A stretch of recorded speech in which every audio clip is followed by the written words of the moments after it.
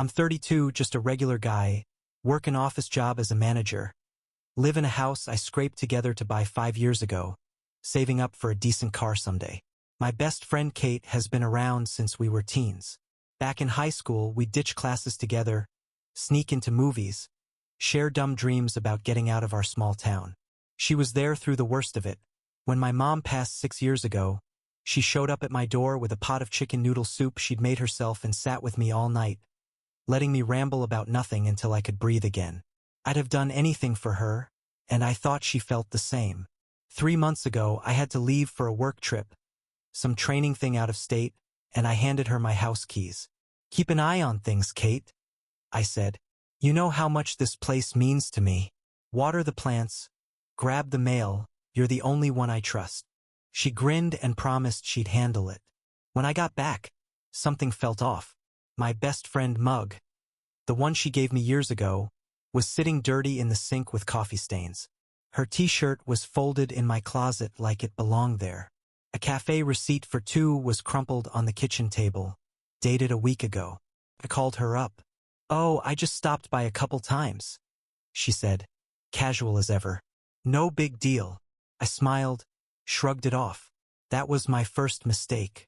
A few days later, I was mowing the lawn when my neighbor leaned over the fence. "Hey Alex, you renting out your place now?" I blinked.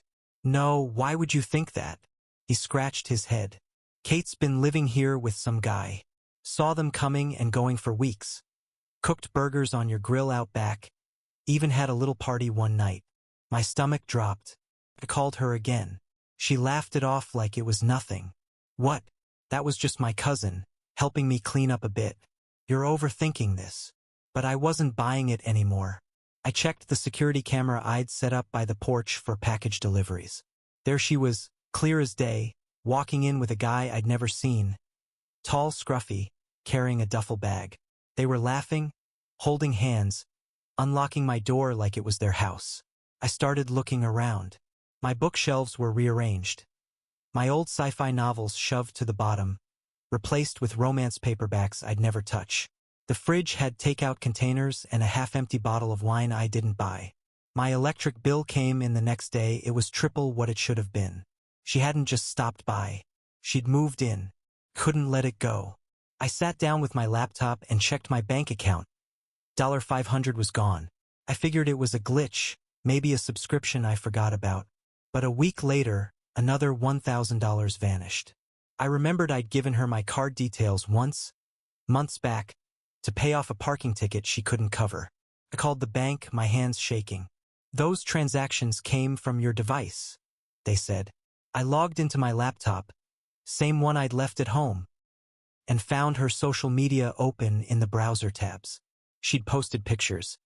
My living room, my backyard, captioned my fresh start with a view. My phone buzzed with texts from friends. "Alex, you sold your house to Kate? Why didn't you tell us? Congrats on the move, man. Didn't know you were leaving." She was telling everyone my life was hers now. I sat there, staring at my own walls, feeling like a stranger in my own home. How had I not seen this coming? It didn't stop there. A few days later, I got a letter in the mail from a real estate agency. My house was listed for sale, my signature scrawled at the bottom of the contract. Except I'd never signed it. I called the agency, frantic. "We got the paperwork from your representative," they said. "Everything looks legit." That same afternoon, my boss called me into his office. "Alex, we've got a problem. Someone accessed the company account under your login and tried to transfer $10,000. We've locked you out until we figure this out." My head was spinning. Then the clincher. A notice from the police showed up at my door. I was under investigation for suspected fraud, tied to unreported income from some shady account I'd never heard of. It hit me like a brick. Kate wasn't just taking my money or my house. She was dismantling my entire life. My job, my reputation, my freedom. Piece by piece, she was erasing me, and I'd handed her the tools to do it. I couldn't take it anymore. I drove to her apartment, banged on the door until she opened it. She was there with that guy, sitting on her couch, sipping coffee like nothing was wrong. I lost it. "Why, Kate? Why are you doing this to me? She didn't flinch.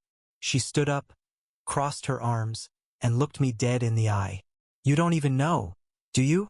You took everything from me, Alex, and you didn't even care. That promotion last year, I poured my soul into it. Nights at the office, every idea mapped out, my ticket to a better life. And you? You strolled into that meeting, tossed out my idea like it was yours, and walked away with the job. I was left with nothing. No raise, no future, just watching you climb while I sank. So yeah, I took your life. You didn't deserve it anyway. Her voice broke, raw with anger and something deeper. Hurt I hadn't seen before. I froze. Last year, we'd both been up for that promotion. I'd pitched a plan to streamline reports, thought it was my own brainstorm. But now I remembered. She'd mentioned something similar over drinks a week before, casual, like it was no big deal. I didn't steal it on purpose. I didn't even connect the dots. But she did. And she'd been planning this ever since. Her words cut deep. I stood there, replaying that moment, wondering if I'd screwed her over without realizing it. Maybe I had been blind. Maybe I'd taken something from her I couldn't give back. But then I saw that smirk on her face, and it snapped me out of it. She didn't just want payback. She'd forged my signature to sell my house, drained $15,000 from my accounts over those 3 months, set me up to take the fall for fraud at work. If she'd pulled it off, I'd be in handcuffs right now, and she'd be long gone with everything I'd built. I could feel guilty later. I wasn't going to let her win. I went home, pulled together every scrap of evidence I could find. Porch camera footage of her and that guy, screenshots of my bank transactions, her social media posts claiming my house. I took it all to the police. They raided her place the next day, found my old laptop with forged docs and emails she'd sent to the real estate agent. She was arrested and I got my house back. The company cleared my name after I showed them the proof. Turns out she'd hacked my work login too. The courts forced her to pay back most of the $15,000 she'd stolen, but it took months. I kept my job, my home, my life, but it doesn't feel the same. Every night, I lock the doors and check the windows twice. I hear her voice in my head. You didn't deserve it anyway. Maybe I didn't see how much that promotion meant to her. Maybe I should have asked, checked in, been a better friend. But what she did, that wasn't justice. That was a slow, cold attempt to bury me. I live alone now, and the silence is heavy. My best friend mug sits in a box in the basement. I can't even look at it. Trust is a fragile thing, and once it's gone, you're left wondering who you ever really knew. What would you do if someone you loved started picking your life apart, piece by piece? Would you forgive them, fight back, or just walk away? Let me know in the comments. And if you've got a story like this, stick around, there's more where this came from.